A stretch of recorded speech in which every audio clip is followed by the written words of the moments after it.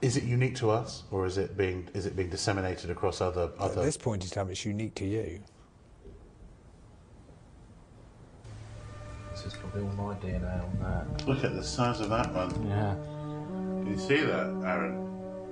Yeah. Looks like it might be greyish in places. It's a fair old size. Okay. We'd been able to collect some hair strands from the skull for DNA tests at Lakehead University in Ontario, Canada. There wasn't enough DNA to be able to establish either the age or gender of the corpse, but they were able to genetically map the origin of its ancestors to the Middle East.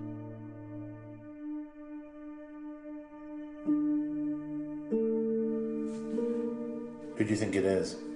Well, it looks like a female to me, the shape of the face and that, and I think it's, I think it could be Mary Magdalene because of the fingers.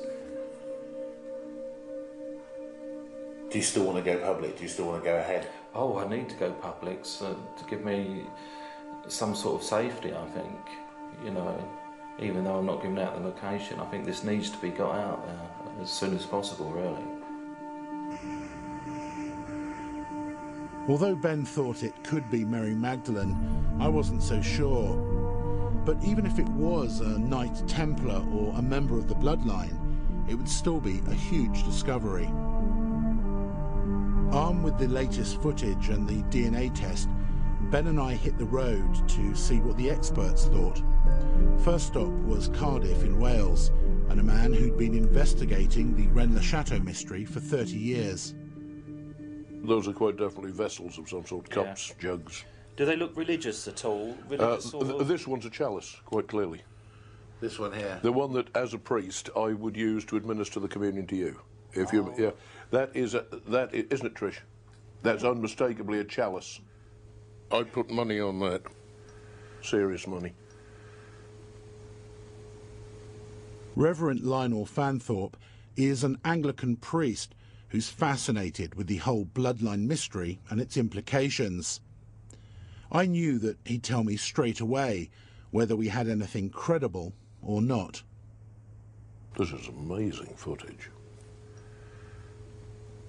If this could by any chance be either her tomb or the tomb of one of the descendants in which the family heirlooms have been preserved, then it would be harmonious with the idea of Mary of Bethany, alias Mary Magdalene, being a wealthy woman.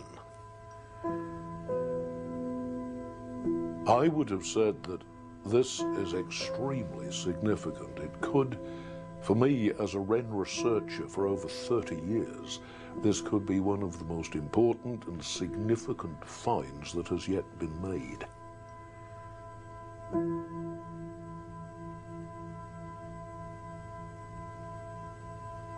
The way this body is simply just lying there under this shroud, this is not your common or garden burial. Our next stop was Dr. Aidan Dodson at Bristol University in England, one of the world's most respected mummy experts, who'd recently discovered the remains of the pharaoh Ramses I.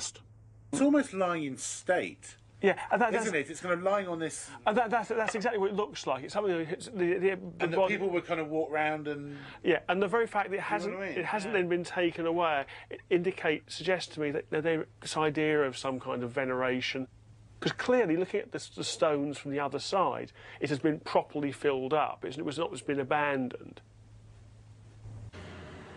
Back in our edit suite in Los Angeles, I showed our footage to Professor Robert Eisenman, a world-renowned biblical scholar and the leading figure in the translation and publication of the Dead Sea Scrolls. That looks really interesting because that's clearly a mummified corpse. But now you've got to ask other questions. You know, you have to carbon date that corpse. It isn't enough to take a strand of hair from that corpse and see if it's male or female and then make all sorts of suppositions on that basis. You have to go in there and carbon test it, see when it could have come from. It does look very, very mummified. That doesn't mean someone couldn't have picked up a mummified corpse, wrapped it in a Templar-like shroud, and put it there. My question is, okay, it's too perfect. Why is the shroud sitting there with the cross so you can see? Why in a wet climate like southern France hasn't that whole thing rotted away? What do you make of that chest and the items in it? Well, honestly, the chest worries me quite a bit. It seems a little too packed. A perfume vial, a bowl, this kind of thing. Why would someone put these things in there? All of the coins, etc., etc., etc. Now, I have no doubt that these things will turn out to be authentic in terms of what they are. But how did they get there? You know, what you have to do is you've got to go very carefully. You have to go step by step before you make any claims, because the whole world is waiting to laugh you out of the room. And you have to go really careful. I've been involved in things that were ultimately turned out to be frauds and forgeries and things like that. And these things can be very clever and very, very crafty.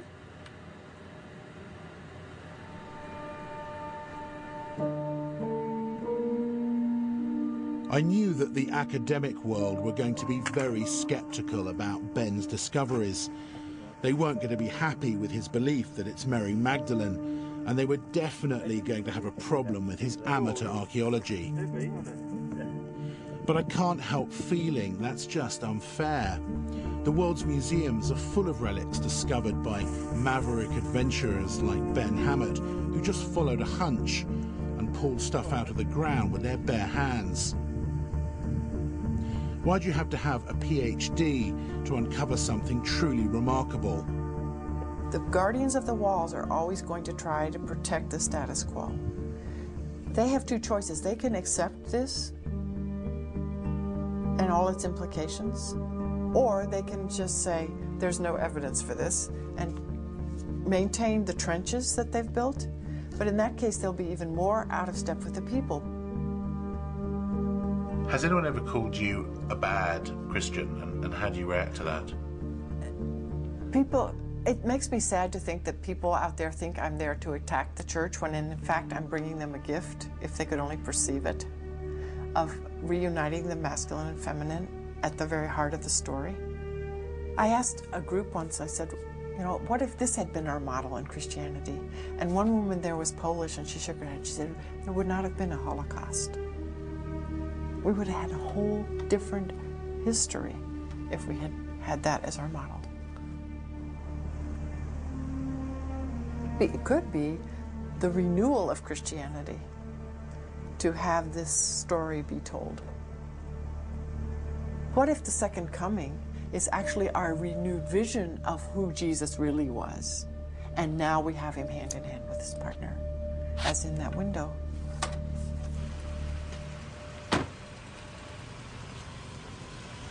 My last stop was perhaps the most important, a chance to show and discuss our discoveries with a senior and controversial member of the Christian Church.